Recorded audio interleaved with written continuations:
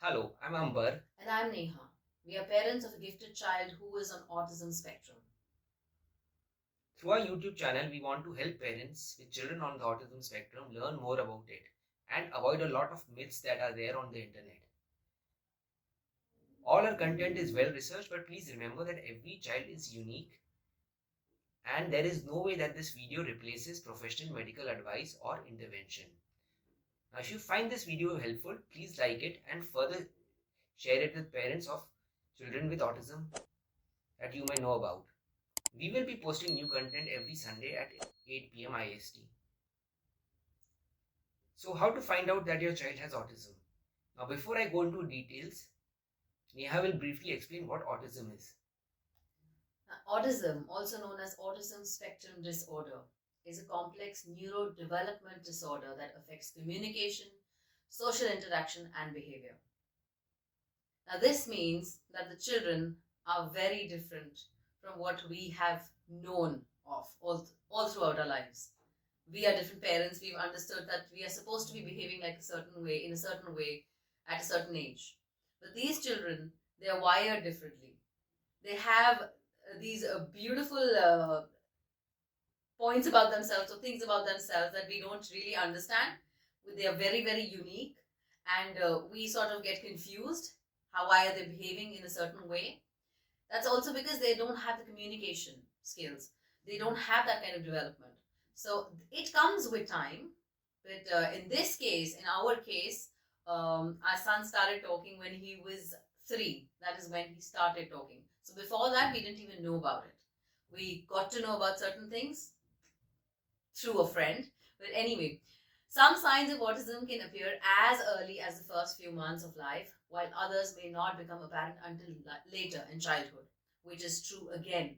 Every time the child is growing, every time you think of the milestones, it's very different for these children. You cannot put them in a box. Everybody is very, very different. Here are some common early signs that may indicate that your child may be on the autism spectrum. It's just a maybe. There might be developmental issues, there might be delays, but it can be autism spectrum as well. So the earlier you find out about it, the better it is. Because you can put your child in a lot more things and help him recover faster. Now, delayed language development. As I said, children with autism may have delayed language development, including not speaking at all or speaking only a few words by the age of 2. Like I said earlier, my child, he started speaking after the age of 3. When he attained the age of 3, that was the first time he said mama. So I was like, yay, that sort of a thing. That, wow, he did say it. So it does take time. All right.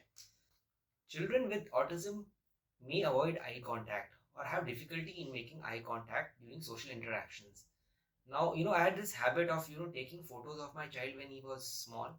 So I used to take these photos and group them into folders, 1 to 15 days, then 16 days to 1 month, then second month, third month, fourth month, and so on. I kept on creating these folders where, photos of that relevant age was, stored in them.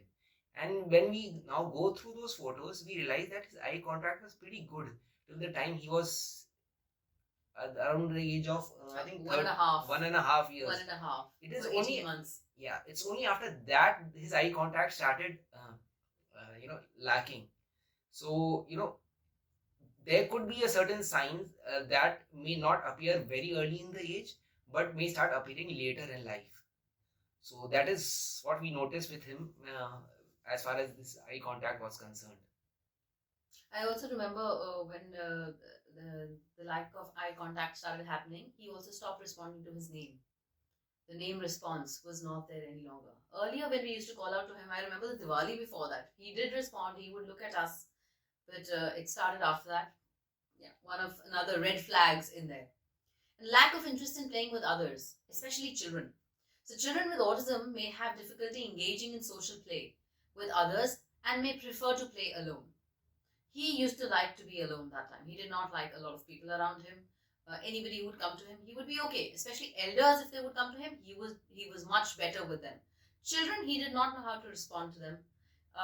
He didn't understand how to engage with them because obviously there is no language. If he's not speaking, he doesn't know how to put across his points. So he would avoid them, and then he would get busy with his own stuff, and he would get busy with his own life and getting into his own zone, I would say.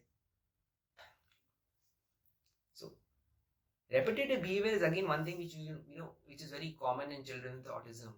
Now, in our case, this behavior could be something like flapping hands or spinning or rocking.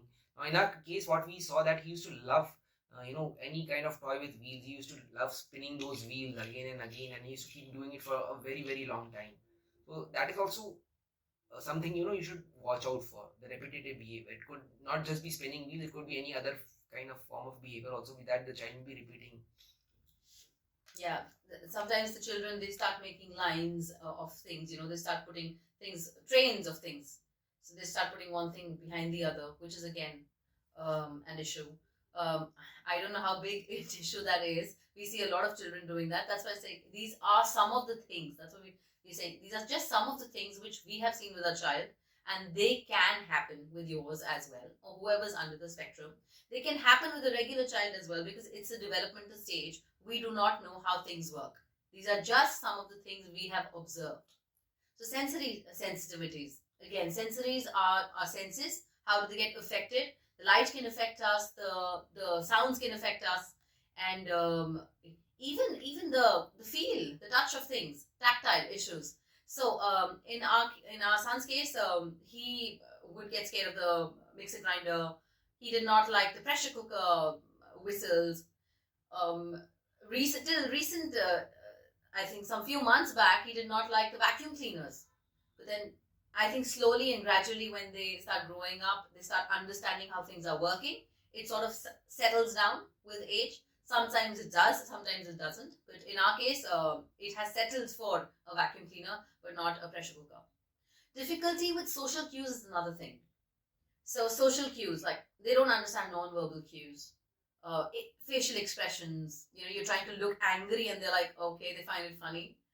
And you can do nothing about it as such at that time. The tone of your voice, if you're raising your voice, they start learning those things. The problem is they start picking up these things, and so we have to be very careful of how we are actually saying things to our children. So in this case, if we are very, very loud, our body language, if we are we also get frustrated. Anybody can get frustrated. If you just raising your hand is not a solution to anything. That's true in anybody's case, but especially with these children, if you raise your hand or if you raise your tone, they don't understand that they're being scolded as such. What they understand from it is that this is acceptable behavior. So maybe they start to reiterate and they start doing these things.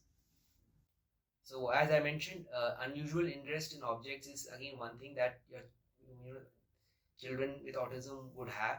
They may spend a lot of time looking at a certain thing or lining up certain thing or playing with them in a way which is a little different or unusual from rest of the children. So that is again something that you should watch out for. Okay, it's important to keep in mind that these are just some of the common signs of autism, and this is something we are talking from our own experience, and that every child is unique. So if you suspect that your child may have autism, it's important to speak with your pediatrician, who can further refer to a specialist for these, evaluations and tests that need to be done. Now, in our case, we were not told by a pediatrician. I don't know, maybe they were waiting for a few more months, because as we said earlier, that these can be just delays in the milestones. So even pediatricians, they sort of wait for these, for us to interact with them and tell them more about it, and if they can also figure out more things.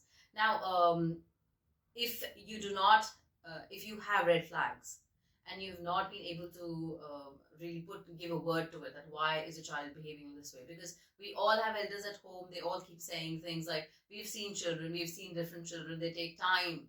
But our advice to you would be, just don't wait for anybody to tell you anything. If you have the gut feeling, even if you don't have the gut feeling, if you see any of these red flags, just go for early intervention. It's a must. So if you do not go for these things, you might regret later on. God forbid anything like that would happen ever. But then why not just take a step and just prevent it from happening? Because these things cannot be prevented exactly, but they can already be, channelized. You can, autism is not a disease that you can, it needs to be cured, or it can be, you know, something which can, you just pop in a medicine and you are fine. No, it's not like that. It works in a different way. It's just channelizing your energies into proper manner and giving them some sort of focus in their life so that they can lead easier lives, the children. So early intervention can make a significant difference in a child's development. So do not hesitate to seek help if you have concerns. Thank you so much. I hope you found this video helpful. Do watch out for our upcoming videos every Sunday at 8 p.m. IST, Indian Standard Time. Thank you so much. Thank you very much.